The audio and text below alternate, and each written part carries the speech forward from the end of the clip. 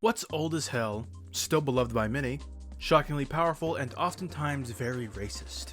Probably your grandpa, but also the Source engine. The Source engine is old as hell. There's not a lot of popular multiplayer games that still run it, and much less new ones.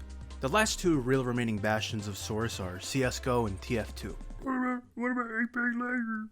Oh, what is that? Is that the fattest guy of all time?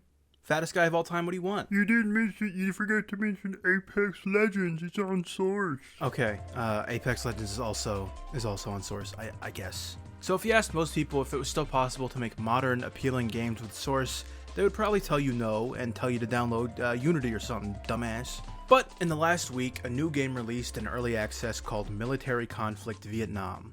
Man, you spend fucking $20 to play Grenata y Bazooka.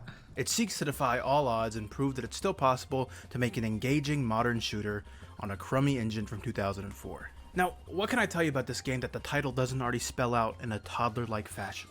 It's a tactical military game set in Vietnam, and it's pretty much just a Call of Duty game on Source, to be honest with you. Now, I understand that Call of Duty is about as popular with the Source community as Kanye is with Israelis, so a good chunk of you just clicked off this video, and I understand that. I only started playing this game because I was given a free key to try it out, and I honestly wasn't expecting much of it. But I was surprised to find out that, despite the game's admittedly very generic presentation, it's honestly just pretty fun. Frankly, combining the unique quirks of the Source engine with the mindless fun of Call of Duty is a recipe for success, and I'm kind of surprised that it hasn't been done sooner. Ooh, and I got the fucking Call of Duty rank up on my screen. And you got owned. Well, and what Military Congo, Bongo, Frongo lacks in a good name, it more than makes up for in its weapon arsenal that is both expansive and highly detailed. The weapons here are just some of the best looking attempts I've ever seen to make realistic guns in Source, and the developers behind this game have clearly received some sort of forbidden ancient knowledge that tells them how to make aiming down the sights look cool in a Source game. I don't think anyone's ever done that before, I'm just saying. If you're a guy who's really into Source, playing this game is like playing an Easter egg hunt for unique Source quirks.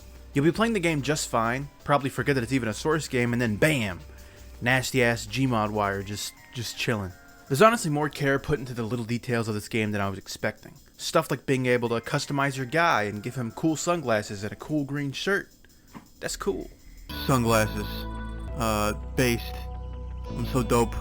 I'm epic. Military Bonflict Uncle Tom looks like a lot of games. I'm not going to sit here and pretend that it's a really original idea or that it doesn't look like 10 games plastered together, but while you can call the game generic all day long, you can't really say the same about the niche that it fills. Call of Duty and Source games are about a football field away from each other in terms of how similar they are. The closest thing I've ever seen to something like COD and Source is like Gmod realism videos, and I can feel my brain leaking fluid every time I see one of them. But if you're a Source nerd who also happens to have a fondness for Call of Duty circa 2012, Military Conflict I'm King Kong is a game that you're gonna have a lot of fun with, and it's really not too bad of a deal for the money. Fucking $20. I would like to see new unlockables, more maps, and consistent updates to justify that $20 price tag, but as of right now, it's really hard to hate on this stuff. It's vintage Call of Duty, and it's on Source. And it's about Vietnam, and you can do like a funny leaning thing, that's pretty funny, you can wiggle. Frankly though, if it were up to me, I would have called the game literally anything else. I would have called it like, I don't know, Halo. As much as a horrible reputation generic shooters like this have gotten for the past decade and a half, I can say with my whole chest that I'm just glad that this game even exists. The fact that it's 2022, and I can still tell you about a brand new Source engine game that's coming out, and that's fun, is just really cool. If you've got $20 to spare, give this game a try, because why not? If you don't have $20 to spare, play SSX Tricky instead. It's like $5 on eBay. Thanks. Bye-bye. Oh my god.